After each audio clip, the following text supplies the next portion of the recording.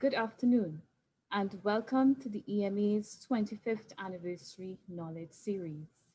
As part of this series, we've been sharing quite a bit of information on the work of the EMA and other topical environmental issues. And we have done that over the last couple of months via a series of webinars. So the last webinar focused on the EMA's response and investigations process as it relates to environmental emergencies. So today, we are happy to bring you the final installment of the first phase of the knowledge series, where we'll be looking at the Jeff Iwiko Quarry Rehabilitation Project. And today's session is entitled Promoting Quarry Rehabilitation for a Rock Solid Future. So this is actually part of a regional project under the Jeff Iwiko, and it's funded by the Global Environmental Facility and Iwiko integrating water, land, and ecosystems management in Caribbean small island developing states. So from here onwards, that will be referred to as Iwiko. Okay, so just to let you know as well, we will be recording today's webinar as we usually do, and that recording will be placed on the EMA's YouTube channel. And that can be accessed via our website at ema.co.tt. We are also streaming live on Facebook, so welcome to our Zoom and our Facebook participants. And just to give you an idea of the format of today's webinar, we will begin with the presentations, and this will be followed by the discussion segment. Via our Zoom platform, we ask that you type your questions into the chat box, as we will not be utilizing verbal questions. In light of that, we ask that you refrain from using the raised hand icon, but feel free to utilize the thumbs up or the clapping hand icons if there's something that you're interested in or there's something that you would like to praise, for example. Similarly, on our Facebook Live platform, we ask that you utilize the comments section to post your comments or your questions. They will be responded to directly in that forum, or the questions may be passed on to our presenters for their responses. And nearing the end of the Q&A, we will be launching a poll. This is just a very short questionnaire evaluating the session. It will be up for about 3 minutes, and we ask that you all provide us with your feedback, which is very valuable to us. I will, however, provide a prompt before it is launched. So that being said, at this point, I will introduce our presenters. Today we have two presenters, and as I mentioned before, this is it's part of a regional project. So to give us that regional perspective, we will have Ms. Donna Sue Spencer, who is the Regional Iwiko Projects Communication Specialist, and she is based in Jamaica at the Regional Project Coordination Unit. And to dive into the national sub-project, we have Ms. Alicia Aquin, who is the Jeff Iwiko National Project Coordinator, and she is attached to the EMA's projects unit, the EMA being the executing agency for the national sub-project. So without further delay, at this point, I will hand over to Ms. Donna Sue Spencer to begin today's presentation. Good afternoon, everyone. Can you hear me? Yes, Donna Sue. Hi. Okay, great. Thank you.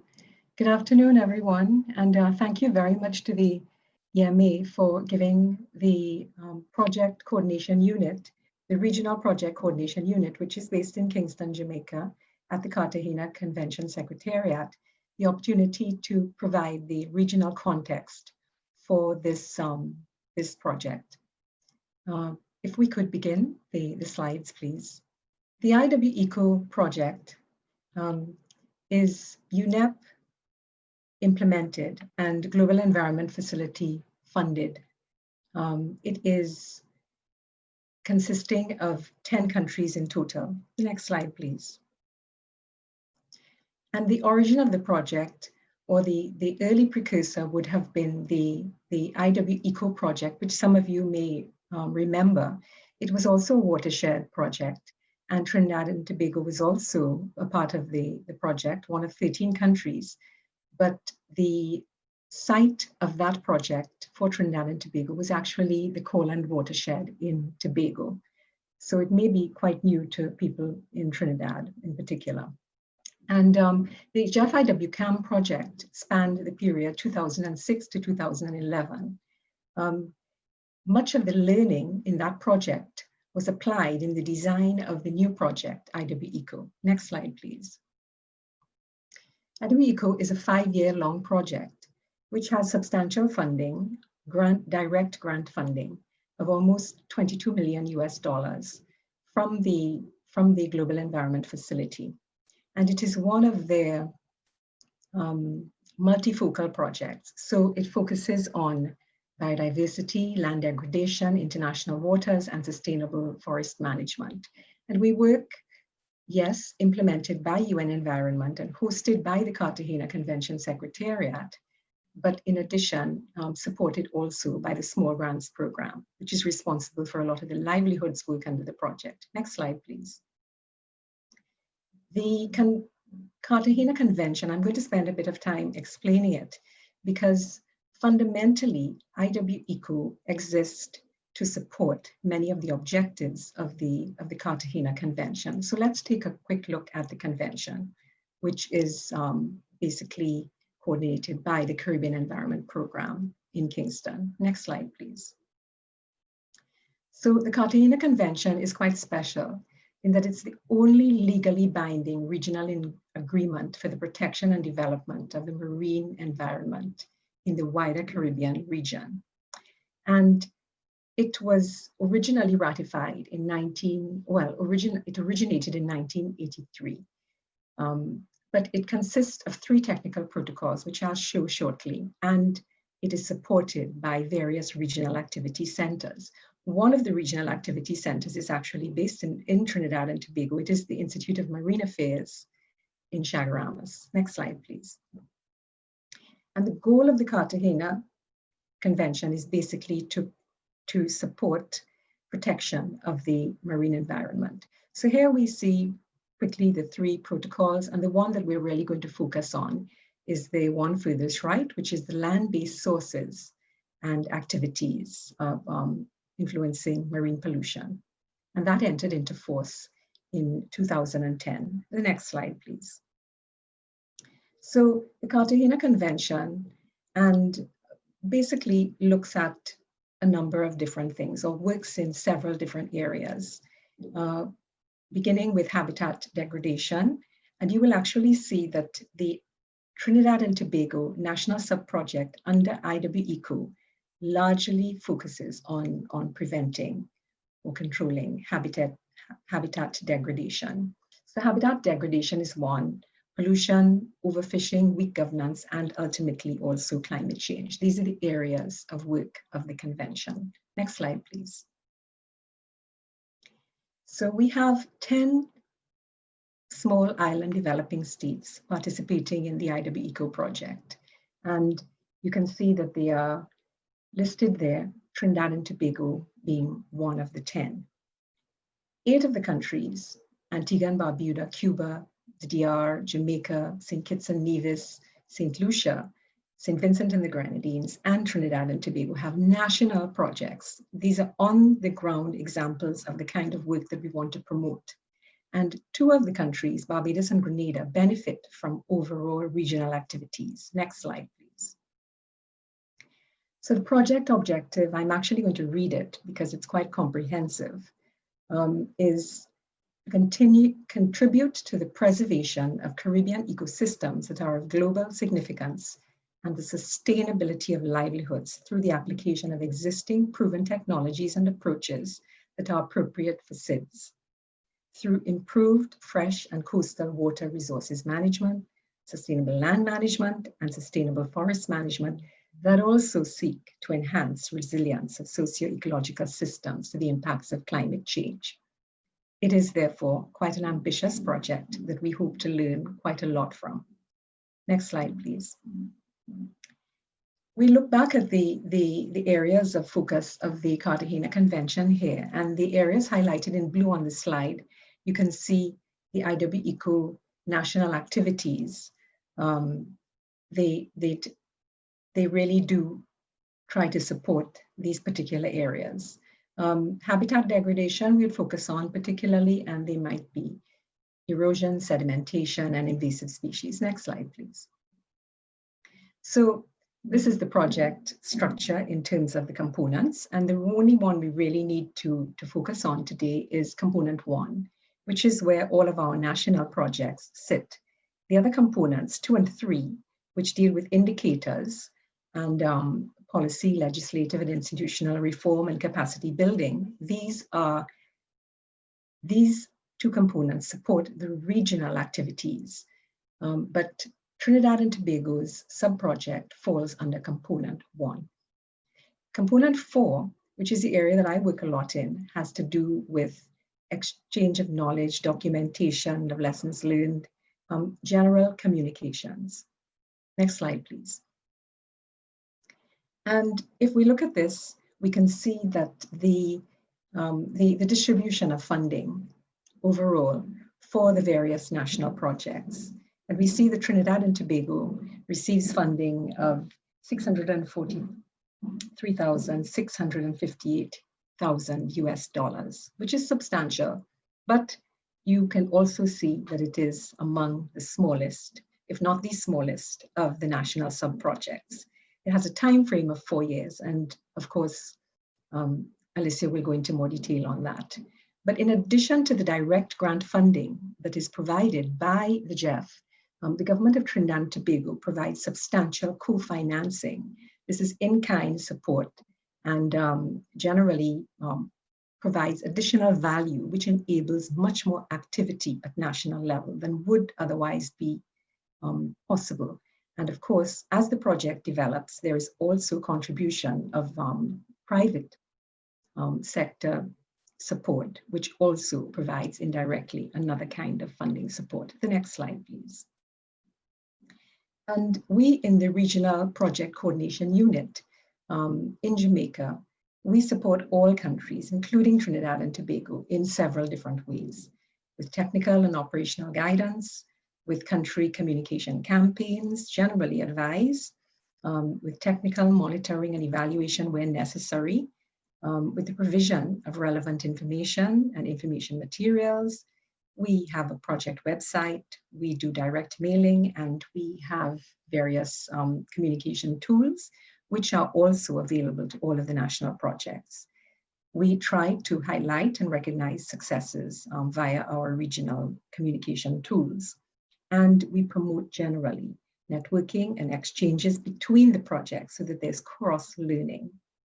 The next slide, please. And this final slide effectively, well, penultimate slide, really just stresses the importance of partnership. The project is predicated on partnership, good partnership, so that it is funded by the GEF. The co-implementing agencies are the UN Environment Programme and the UNDP, but we could not do what we tried to do without the help of many executing partners, including the OECS, the Caribbean Environment Programme, the Small Grants Programme of UNDP, CARPHA, the Caribbean Public Health Agency, and we also have, and of course at high level, CARICOM, in addition to which, another thing that is particular about IWECO is the fact that we use partnerships, communication, governance, and research partnerships to get work done. I hope that this provides, next slide, please. I hope that this has given a fair context to the national project, which presentation I think you will find very interesting. Thank you very much for the opportunity. Good afternoon, everyone, and thank you, Donna Sue, for that presentation, and thank you to the Public Education Unit for supporting this webinar series. My name is Alicia Ackring, and I'm the National Project Coordinator for the Trinidad Project. So thank you for giving a little bit of your time, and I'm going to go through with you the work that we've been undertaking over the past 3 years on the national project. So next slide, please.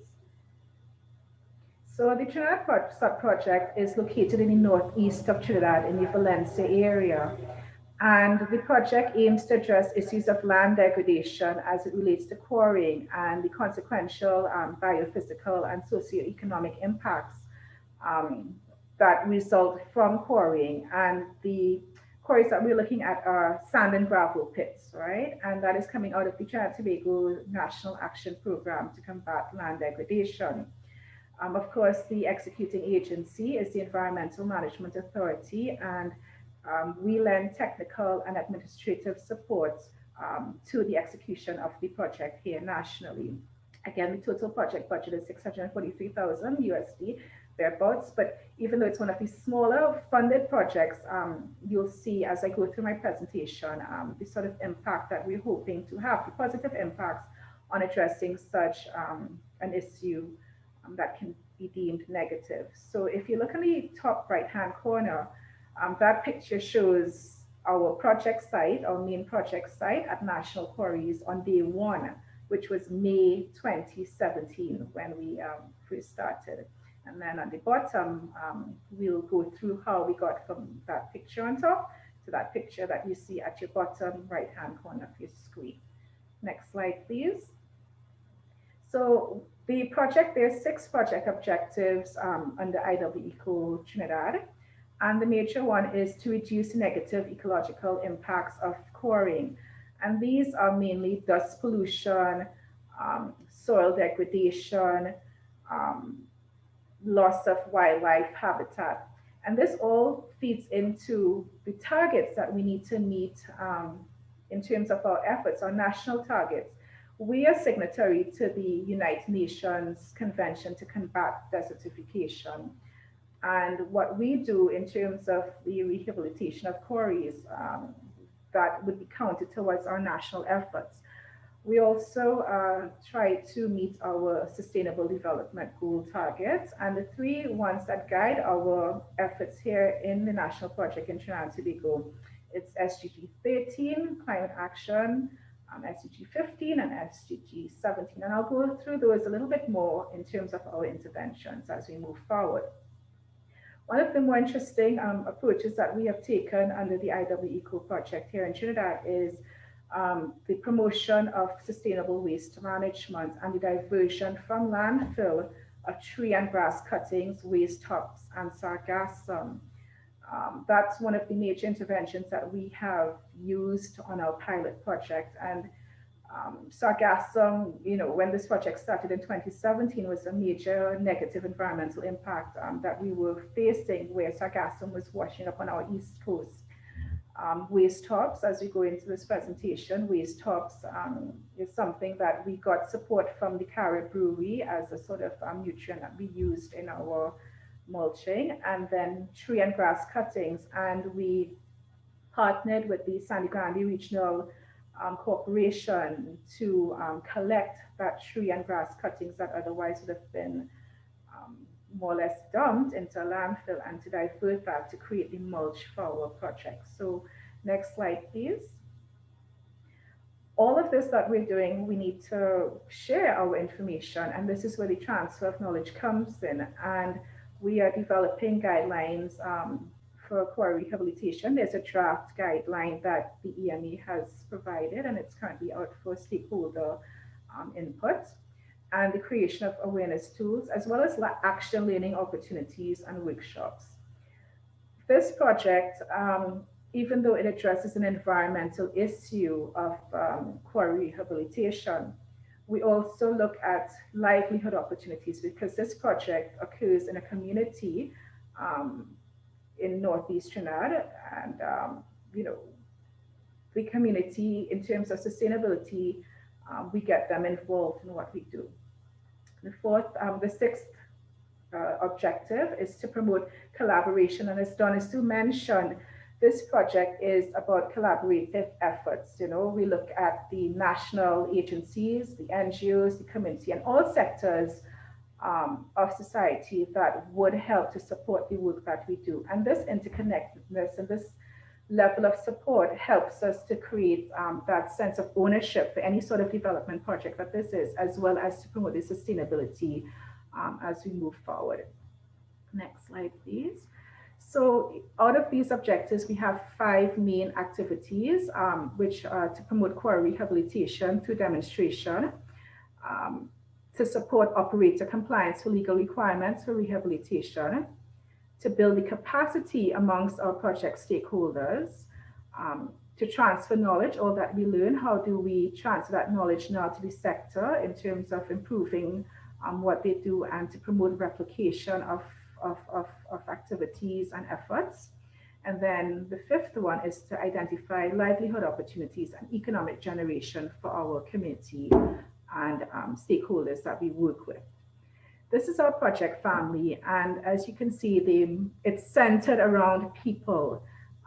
These are representatives of the Valencia community, Sangre Grande, Ture, Guayco, and as far back as Matura.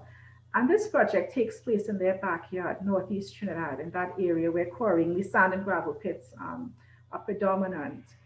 And they are the core of this project. They are called our Community Rehabilitation Champions, and you'll learn a little bit more about them as I go through my presentation. Again, we have the EMA as the executing agency, the Small Grants Program, and they were very instrumental and a key partner in the early stages of getting our project off the ground, where our 2 NGOs that this project partners with, IM Movement and the Trust for Sustainable Livelihoods, they were able to get grant funding to support the livelihoods component of our IWECO national project. National Quarries is the state quarry here in Trinidad, and they are the home of our project demonstration sites. And the purpose of National Quarries is to have these demonstration sites where we can show sector stakeholders, well, look, this is what we have done in terms of quarry rehab, with the hope of replicating to other quarries within the area. It's a national project, so our home is at National Quarries, and we will show and replicate at a national level. We also have Carat Glass, and Carat Glass is the first private sector or privately managed quarry that has come on board to support the work of IWECO Trinidad. And they have adopted some of the rehabilitation techniques that we have undertaken under our project at their quarry. So the hope is that other quarry operators within the sector would also adopt what we are learning on this project. So next slide, please. So just to summarize the key project activities, the first one is the best practices, to encourage best practices in quarry rehab. And again, it's the creation of live check dams. We have 4 interventions. The main one is to create the live check dams to stem water runoff and soil erosion. The other one was to enrich the soil, because when you remove the aggregate, of course, there's some sort of soil degradation that takes place. The planting of mixed forest species to generate regrowth and habitat generation for fauna. And the other one that we use is the planting of vetiver grass for soil and slope stabilization. And if you look at the picture on your top left-hand corner of the slide, you'd see like a little lizard that came back on one of our project sites. And the 2 pictures at the bottom are some of our quarry rehab officers, at our community nursery, preparing the soil for those mixed species propagation. So next slide, please. So this is a summary of what we've done to date. Like I said, we have 27 community persons who are trained in quarry rehabilitation techniques under the IWECO project, and they are fondly referred to as quarry rehabilitation champions. And again, these are people from the communities bordering Valencia, Guayco, Ture, Matura, as far back as Matura. And they're the ones who, again, they underwent a 3-month training program of both practical as well as field work, technical work as well. And they learned techniques, again, like I said, the construction of live check dams, fire tracing, seed propagation. And they were able to establish a mixed forest species with a capacity of 10,000 plus forest species. And the intention of this community nursery is to have seedlings for when we rehabilitate other lands under the project, other degraded quarry lands under the project. We've also established a vetiver grass nursery. And again, the idea of these community nurseries, one is to have a stock and supply of plant material, as well as to act as an income generating opportunity for our community rehab champions. They also practice citizen science.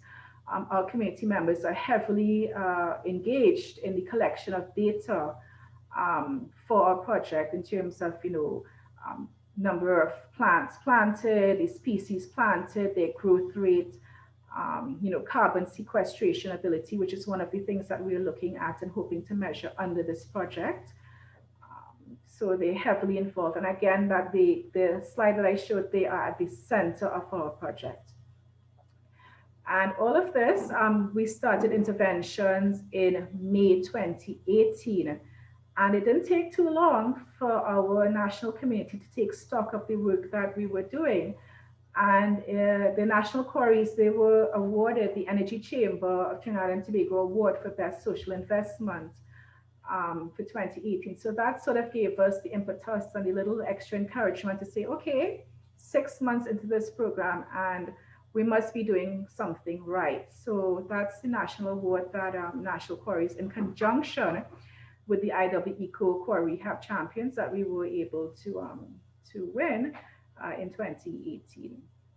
The Caribbean Natural Resources Institute, CANARI, they also took notice of our project and they undertook a case study to look at the triple bottom approach, which is the effects or the successes of the project in addressing economic, social, and environmental issues and impacts using their local green-blue radar tool. And there's a video that was produced on this, and you'll see the link on another slide, as well as a document.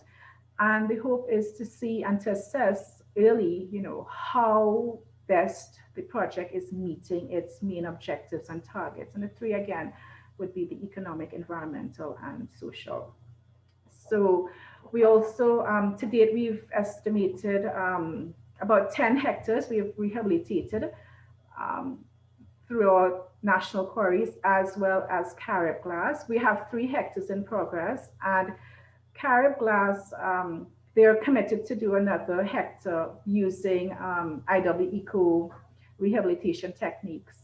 Again, we've done 15 live check dams, and we have diverted about 100 tons of waste from going into landfill. And this waste would have been sargassum, which is the seaweed that would have washed up on our eastern shores, tree and grass cuttings, and waste beer hops. And we've created that sort of mulch for soil nitrification, because when you mine aggregate sometimes from these quarries, there's soil degradation that happens.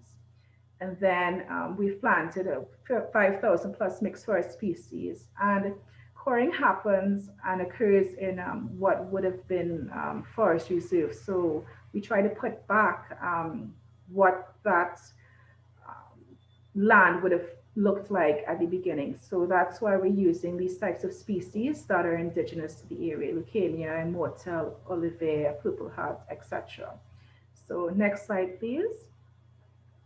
So this is just a map showing the 3 demonstration sites at National Quarries, how they're spatially located. And it's a pretty big site. It's 223 hectares total that National Quarries has, and we just have a little portion of that. So, and we have 3 different types of interventions happening on each site, focused on each site. So next slide, please. So on demonstration site 1, we have agroforestry, and it's a backfill sand pit that we used. Interventions, most of the interventions started in October 2018. And there was an intervention under a different project prior to us where citrus and bananas were planted. And unfortunately, those were taken over by Kudzu vine, which is a sort of invasive species. So we cleared the area, and we used the existing beds to produce like food crops and economic generating crops such as, well, balata, fat pork, rogo, jamun. And this area is where we're looking at the reestablishment. This site is a controlled site where we're looking at the reestablishment of mixed flora to provide food trees for fauna and food and habitat. So next slide, please. So this is what we saw. If you look on the left picture, this is what we found on site in October 2018, day one. And this site was hand cleared by some of our quarry rehabilitation champions. Some of them never used cut glasses before. They hand cleared this area, and it's just under 1 hectare. And as you can see in the middle picture, those were some of the existing beds from previous intervention that we used to plant some of the mixed forest and food species. So next slide, please. This is just a contrast to show you, the level of intervention and just the regrowth rate from 1 year. My colleague Arnott Jones, who is a GIS specialist, that was the picture taken by drone footage in October 2018, showing that clearing. And in 1 year's time, that area is covered in just food and plant, plant vegetation. So again, this is called a demonstration site to show what can be done using agroforestry. If we can move on to the next slide, please. Demonstration site 2, this is our major site at National Quarries. And this is where we have a mix of all the different interventions under the project. Like I said, the creation of live check dams, the use of vetiver for soil and slope stabilization. And this is a nutrient poor backfilled sand pit. We started interventions in May 2018 with our project launch. And what we found, there was just barren, bare, denuded sand. There were some coconut trees again that were planted prior to us going in there, but these were stunted. And one of the issues that we saw on the site was severe gullying and erosion happening on the boundary of the project area. So if we go on to the next slide, please. This is what we found, just complete denuded and, just bare sand, nutrient poor, no vegetative cover. This was when we did our project launch in May. So next slide, please. So like I said, one of the interventions that we promoted under this site is the use of mulching for soil nutrification. And on the left-hand side, that's a delivery that we got of beer hops from Carrot Brewery. And this was mixed in with the tree and grass cuttings from the area, as well as sargassum. We were able to partner with the Sandy Grande Regional Corporation to get that support, as well as private, transport of some of those loads of sargassum. And this was tilled. But if you look in the background of that picture on your left, you see some greenery, right?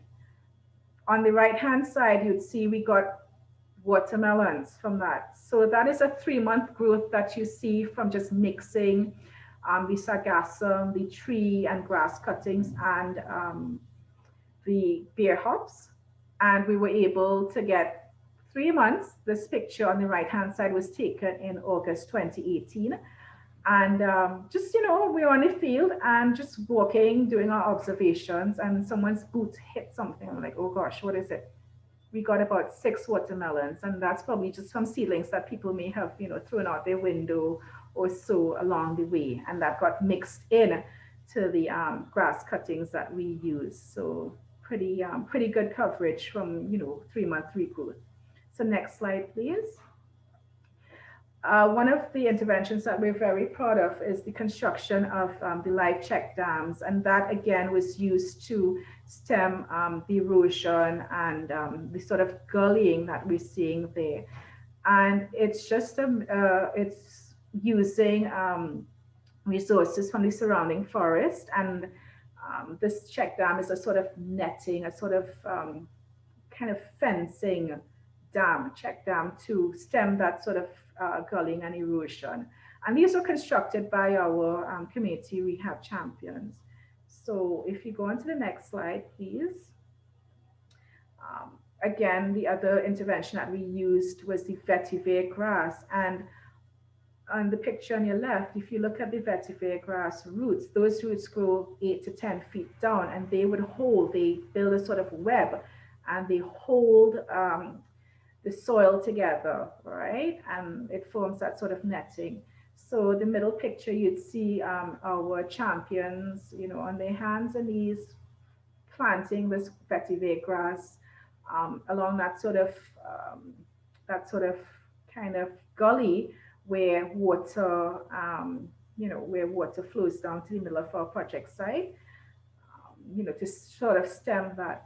And on the picture on your bottom right-hand corner, that's our site from day one to what it is. That picture was taken in October 2019, just last year, showing what we have done using the vetiver grass, using the mixed forest species, and the construction of the live check dams. So next slide, please. So this is it. This is the contrast of what we saw on day one to October 2019, the aerial shots. And on your left-hand side, of course, you're just seeing bare sand. That little patch there is the sort of mulch demonstration area that we had some of our volunteers do on that site when we launched in May 2018. And if you look in the picture on the right, that is the regrowth, you know, just from months, you know, over a year, just over a year and a half from that sort of intervention. And then you would see the lines of vetiver that we planted to stem that sort of erosion. Next slide, please. The third site that we have at National Quarries, it's more or less a sort of controlled site. And again, these demonstration sites are looking at, you know, different success rates of the types of interventions that we have used under the project. And this one, this site is one of the bigger sites. It's just 1.7 hectares, and it's compacted, nutrient poor soil. And the interventions before IWECO, we had pigeon peas growing there and just some little shrubs. And this area was used to conduct training in fire tracing, right? And some of the species that we used from our control site to see how, you know, a nutrient poor area, how if you replant a certain type of species, how they would interact with that sort of nutrient poor area. The trees that we used were the yellow and pink pui, juniper, savonette, and jamun, to name a few. So if we go on to the next slide, please. This is what we saw, what we found when we went in, and this is what it is right now. And you'd see some of the little trees, I don't know if you can see in the middle of that picture, they're really struggling, you know, and that's the nutrient poor site. So currently we are, this year into next year, we are actually monitoring and studying, you know, all these various impacts, which we hope to report at the end of next year, 2021. So this is just, you know, a contrast picture for demonstration site 3. So if we move on to the next slide, please. I had mentioned that Carrot Glass Works is one of our supporters, and it's the only private sector quarry to date that has partnered with IWECO Techniques. And we're hoping that more operators come on board to support and to replicate some of these techniques that we have used on our demonstration sites on their own sites as they implement and conduct their rehabilitation efforts. So in May 2019, this is day one of our visit, and again, wonderful. This is drone footage from my colleague, Arnott, and it just shows, you know, the sort of gullying that takes place and carrot glass, they wanted to use vetiver grass to see how they can help from any sort of further erosion taking place on their site. So if we go on to the next slide, we use the live check dams as one of the main interventions, as well as the vetiver grass. And in the previous slide, you would see that big drop, you know, from the level to the bottom of that quarry. And we were able to bench or reduce the slope of that area by benching and benching that area. And we constructed some live check dams to help stem that sort of erosion, and it was compacted. So on your left-hand side of the slide, you would see what we found. That's a picture from February 2020, and then April 2020, where we did some sort of backfilling and compacting, and the vetiver grass thrived during that time, that little 3-month time to hold that soil. You'd also see the live check dams again with the water to help stem that sort of water runoff and erosion. So again, these are just contrast pictures to show what has been done and some of the successes that we have had on site to date. Next slide, please. The vetiver grass, if you look at this picture, the roots, we had some sort of land slippage. You'd see the roots actually reaching down to hold to some of the bigger chunks of soil that would have slipped. And again, this vetiver grass forms a sort of netting and protection to hold and bind that soil together. So this is a prime example, and this is what Carrot Glass wanted to see in terms of the use of vetiver to hold that soil on their site. Next slide. So this is just to summarize. Now, again, we went through the first key activity, which was one of the major interactions and interventions that we have done. But we also have to look at compliance and the EMA, our role in terms of, supporting that sort of compliance for our quarry operators to meet their legal requirements.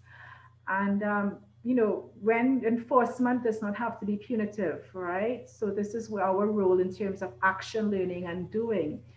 And the legislation that guides quarrying and quarry rehabilitation in Trinidad and Tobago is the Minerals Act, Chapter 6103, and the Environmental Management Act, Chapter 3505. So one of the things that we are doing here at the EMA is that we are working with some of our other stakeholders and counterparts at the Ministry of Energy and Energy Industries to streamline the application and approval process for CECs and quarrying licenses. And we have also drafted a quarry rehabilitation guidebook, showing how these techniques can be replicated on site, quarry sites, during rehabilitation efforts. So if we move on to the next slide. In earlier this year, and last year, we circulated the quarry rehabilitation guidebook for stakeholder feedback. And right now, that feedback is being collated and for inclusion into the final version of the guidebook, and that version will be available electronically. Because of COVID, of course, we've had a delay because we wanted to do a sort of in-person workshop where we launched that guidebook to our stakeholders, but we're hoping that once restrictions are eased, that we can have that in-person workshop to launch the guidebook and how it's used. And then again, we held, in the age of COVID, we held a webinar with the Ministry of Energy and Energy Industries and the Trinidad and Tobago Extractive Industries Transparency Initiative to introduce the electronic monitoring system. So that webinar, we had about 45 plus persons attend and learn about that system, where we hope to streamline that process. And the third and fourth activity that we have, it's capacity building of our key project stakeholders. Again, on your top left-hand picture, that's National Quarries staff, learning about the project. We have undergone GIS training for quarry rehab champions. And again, they got a sort of crash course in citizen science and data collection on site. And all that we're doing, we try to get the word out there. So that's where the transfer of knowledge comes in. And this is the creation of awareness videos. And we have 2 project videos, and we can share those in our email and our link on our website as well. One of them is called Regeneration, and that was a project video produced by one of our NGOs, IAM Movement, just giving an overview of our project to date. The EMA project video, of course, this is just a sort of demonstration and learning video that we did. And I had mentioned earlier in my presentation, Canary, they did a video as well of the session where our project underwent the LGB radar tool. And then again, a very important tool, and Donna Sue is very instrumental and manages this, is the IWECO website, where you can learn about our national project. And there are tons more pictures and just other activities that are just too numerous to highlight in this presentation. You can find more information on that website. And on-site action learning. And I think the important thing of this IWECO project is the fact that we have something tangible to show. We have, our demonstration sites, and people are able to come and visit and learn so that they can replicate onto their sites. And the last major activity is the identification of livelihood opportunities and enterprise generation for our community. So that's our community nursery. And that's some of the handicraft on the picture on your right-hand side, some of the handicraft that has been used and created using dried vetiver grass. So all of this has been happening in the foreground. And then next slide, please. COVID comes, right? So we had a 3-month shutdown, national shutdown, and our 10,000 plus capacity nursery, unfortunately, went to nil. But out of that, we had some life. Those are 2 little eggs, a little nest that we found when we went back on site in July. Next slide, please. So we didn't let that deter us, because again, livelihood generation is one of our major, activities that we do under this project. So those are rehab champions. They actually cleaned up. They took about a week to clean up our nursery. And next slide, please. They were able to plant pak choi and lettuce and bodhi as some of the crops, because remember, one of the interventions that we're using is the agroforestry, or the Tongia system, where you plant food crops interspersed with mixed species, forest species, while they grow. So this is one of the projects I'm really proud of. We didn't let COVID stop us. This is what we're doing right now. And this is the site, like I said, site 1, which is the site of our Tongia project. And this is where they'll be growing their food interspersed with the mixed forest species. So next slide, please. And you'll just see, some of the produce. We've gotten eggplant so far, and okra. Yeah, so that's just to show you what we did. In terms of next steps, the training and capacity building, we had a little slowdown again to in-person training and capacity building, but we hope to ramp that up once restrictions are lifted. We're in the process of, again, finalizing the rehabilitation guidelines. So we'll be sharing that with you shortly. Some of you may have already submitted your feedback on it. Knowledge exchange visits. We'd be happy once restrictions are lifted or eased up to invite some of you onto our site to see what we're doing. Nothing helps, to seal that learning experience as actually getting your hands dirty, replanting a tree, learning about what our champions do on site. And we're continuing with the livelihoods opportunities. So this is another stream of income generation, in addition to the mixed forest species nursery that would take some time to regenerate. And the major one is the building of project partnerships for rehabilitated land. So we're hoping that additional quarry operators join us and use some of these techniques and replicate it on their sites as they undergo their rehabilitation efforts. So next slide, please. I just want to thank everyone, for taking the time to listen to this project. I mean, I can talk more and more about it, but this is just a summary. I would like to invite everyone to our site, but if you read that quote on my slide, this is what we live by, every day. Knowing that you love the earth changes you, activates you to defend and protect and celebrate. But when you feel that the earth loves you in return, that feeling transformed the relationship from a one-way street into a sacred bond. And that's what we believe, and that is what takes us through every day. We're on site 3 days a week, doing what we do. And that picture below is just our project family, with our national quarries, you know, environmental award, the Energy Chamber Award there. So that's a pleased and proud bunch, just that happiness on their face from winning that. So next slide. In summary, you can find us, of course, on the EMA website, Facebook, Instagram, and YouTube. So without further ado, if there are any questions, we'd be happy to answer them as best as we could. Thank you, everyone. Thank you very much, both to Ms. Donna Sue Spencer and Ms. Alicia Aquin for giving us a very detailed insight into the IRECO project. Certainly a project that has met a number of milestones and I think certainly exceeded expectations in a number of areas. So just to let you know as well that during the discussion segment, we will be joined on the panel by Mr. Arnold Jones, who is an Environmental Program Officer 2 attached to the EMA's Certificate of Environmental Clearance Unit. And you would have heard Arnold's name mentioned by Alicia on more than one occasion during her presentation. And he has been working closely with the team on this particular project. Just to let you know as well that in the event that we are unable to answer your question during the Q&A segment, we have provided an email address, emawebinars@ema.co.tt. So subsequent to the webinar, feel free to send us your questions and we will try to respond to those in the shortest possible time frame. Okay, reminder as well that you can post your questions in the chat box as we move forward with the Q&A.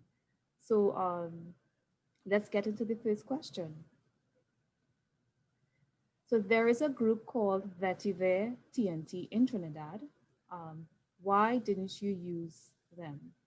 So there is a group called Vetiver TT in Trinidad.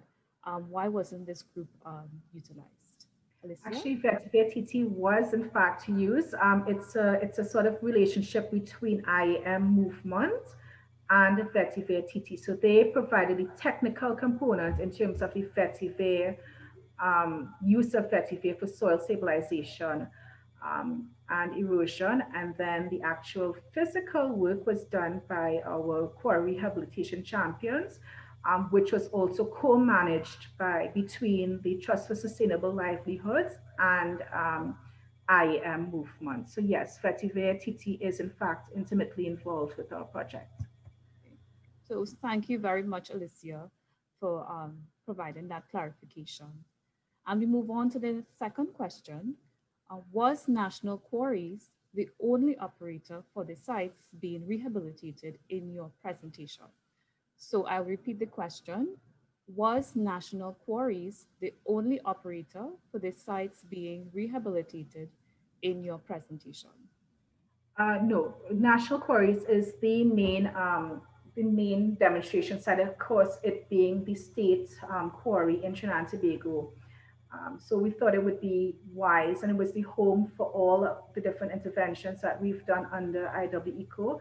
But I mentioned that Carib Glass, they're one of the private sector operators that when they saw what we were doing on site and word got out, and they were also invited to be part of the project, they saw the economic and environmental and I guess social benefit of being one of the other quarries, to come on board, and they have committed an additional hectare. Right now, we have a 2-hectare demonstration site at the sand quarry in Lower Matura, and they have committed to doing a further 1 hectare site rehabilitation on using IWECO interventions. So we're hoping that additional quarry operators join us as we try to replicate some of our learnings on a national level. Okay, thank you very much, Alicia. So the next question starts with a comment, very informative presentation, and thank you very much for your positive feedback. As this is a project activity, what does success look like in the long term? As this is a project activity, what does success look like in the long term? Wow. Well, to me, success would be where our national operators, our sector, quarrying sector, partner with some of the learnings that we have achieved under IWECO, and they replicate it under their rehabilitation plans and guidelines. And I had mentioned, that EMA being, one of the regulating agencies, we don't have to be punitive. There are lessons to be learned, and that's what I'm hoping that the home, once this project wraps up, because of course projects have a life cycle, once this project wraps up, that the sustainability continues under the work that we do in partnership with the Ministry of Energy and Energy Industries, as well as our operators. So that replication, which would be aided again by the demonstration sites that we have, that's a learning site, as well as the rehabilitation guidebooks that we are producing within the EMA. So, okay, thank you, Alicia. I just want to bring Ms. Donna Sue Spencer into the discussion, just to see if there's a regional perspective with respect to this particular question in terms of what the regional project considers as success. Yeah. First of all, it's about learning. The GEF in funding wants to fund things that are examples, they're demonstrations. So it's about learning. The Trinidad and Tobago government would have, through the EMA, identified this as a serious area of concern in terms of the environmental landscape and things that needed to be dealt with. So it's about learning, it's about sharing the learning. So what is actually learned by working on the sites needs to be documented and shared. There's cross-learning with other projects, other national projects. For example, in St. Kitts, they're very interested and have begun using Vetiver also in the rehabilitation of the College Street gut in St. Kitts. And in other areas, in other islands, there is also interest. But at national level, in addition to actually mitigating the issues on the ground and learning in terms of quarry rehabilitation and setting the example for other operators to follow, because traditionally, or not traditionally, but historically, what's happened is that many quarry operators have said, well, we don't know how to do it. You can talk about rehabilitation, but we need to see examples. And in addition to being able to see examples that work, that they can apply, there's also the matter of the law or the guidelines existing to encourage them or to persuade them to do things differently. The land cannot simply be left exposed when you're finished getting whatever you need to get out of it. So it's in national uptake, it's in mitigating what might be happening so that you actually do rehabilitate these areas which might be considered useless. And I think it is in providing guidelines where there has been a complaint that there is a lack of guidance. It is also to support the Environmental Management Authority in getting greater compliance, as well as the Ministry of Energy. And finally, and probably most importantly, to raise public awareness of the issue. And when we think about raising public awareness, we think about raising the awareness among decision makers, among people who work in the industry, among people who live in nearby communities, but in the wider public as well, and even educating students so that they understand what is happening and understand how they can do things differently. So ultimately, sustainable livelihoods as well, that I should mention, is a very, very important aspect. in that we heard some really, really interesting stories from some of these environmental Corey champions, where we had people saying that, before the project, they really only thought of it as bush. And tradition, they'd always been taught, you clear the bush. This was the opposite of the way they had been taught. Maybe it's important to plant. And in that sense, it's been transformative. So it's about public education as well. And we have seen and really, really do recognize and appreciate the kind of partnerships that we have seen in the Trinidad project. And we understand that for this kind of work to be sustainable, continued partnership and public education is needed. Thank you. Okay, thank you very much, for highlighting those areas. Definitely, public education, sustainable livelihoods are very critical to the success of any project. And so at this point, we will move on to another. It's both a comment and a question. So I will begin with the comment.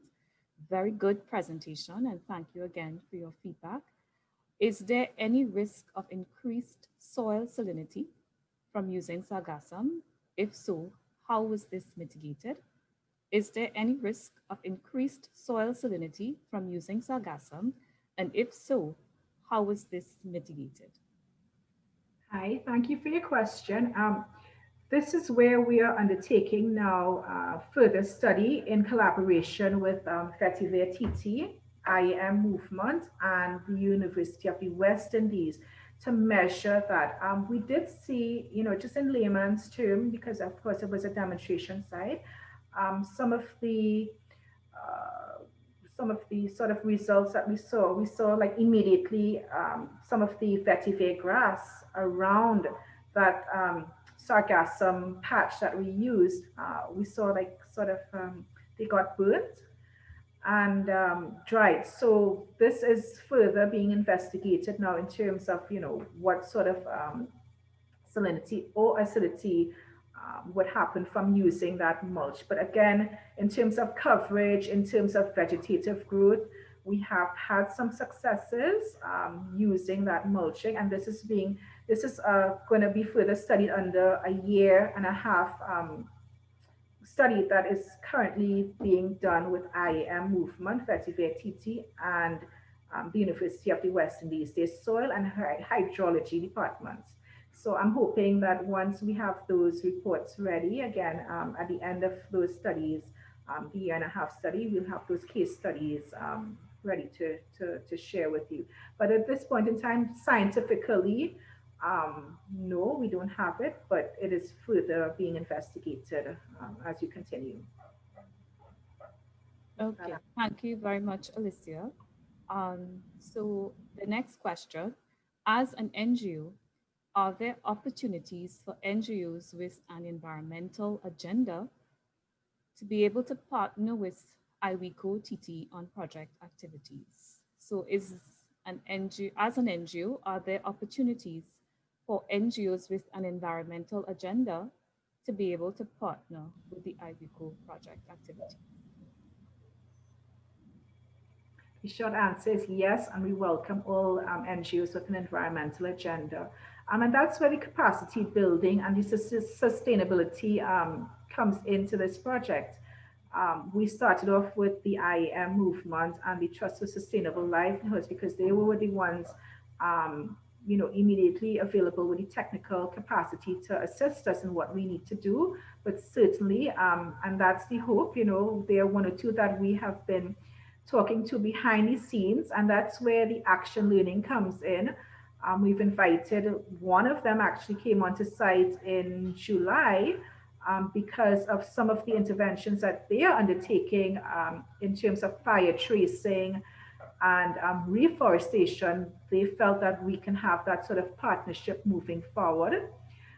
So yes, there are opportunities, and we'd be happy to explore them as we continue. And that's part of the sustainability, to empower our environmentalists, our national communities, whether they're NGOs, whether they're operators. That's a part of what we're hoping to achieve. So yeah, look forward to hearing from you. Okay, thanks, Alicia. So we're just going to have one final question before we close. But before we do that, I would just like to announce that we will be launching the poll. It will be up for about 2 to 3 minutes. So we encourage everyone to complete it. And thank you for staying with us. So the next question is just, this will be directed to Anat. Anat, I know you've worked closely with the project team, and one of the things you've worked on is the quarry guidelines. So it's just to bring you into the discussion, how does the EMA intend to utilize this as a tool in regulation in going forward?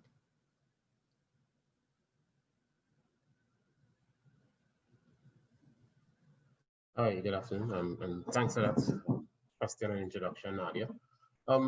Well, using the guidebook, it has been a sort of living example. Firstly, we in the CEC unit, which is my principal role, and I'm just operating functionally with projects, assisting with the core rehab guidebook and some field work.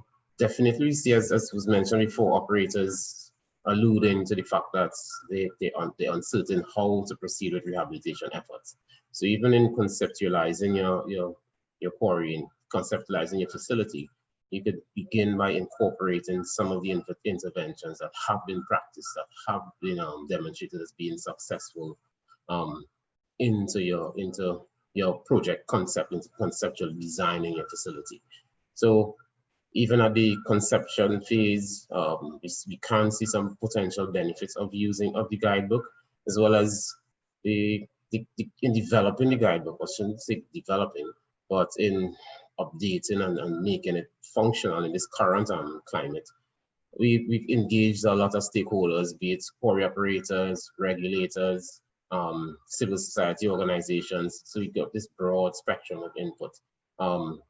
So the opportunity here is that the document can be holistic, that it could encompass a broad range of views and perspectives and incorporate some of the sustainability, the livelihood aspects of it, particularly as it relates to the fence line communities in that northeast area of the island.